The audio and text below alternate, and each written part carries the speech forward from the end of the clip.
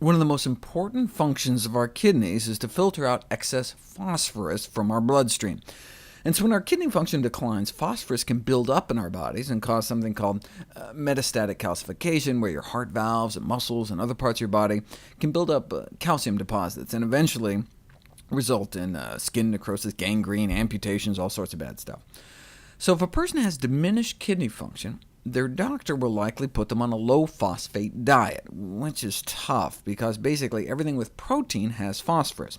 So both plant foods and animal foods have phosphorus. But when omnivores have been compared to those eating vegan, vegans had significantly less protein leaking out into their urine, a sign of intact kidney function. So they concluded that these results can confirm the usefulness of vegetarianism here, and support the use of a vegan diet for patients with kidney failure.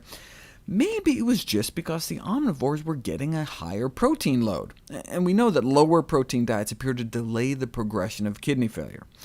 So did the plant-based diet help because they were eating less protein, or because the body somehow is able to handle plant protein better than animal protein?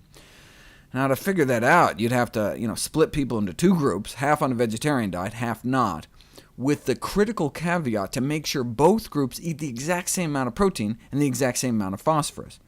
And that's what researchers did. Published recently in the Journal of the American Society of Nephrology, they took vegetarians and put them on a meat diet, and then took meat eaters and put them on a vegetarian diet.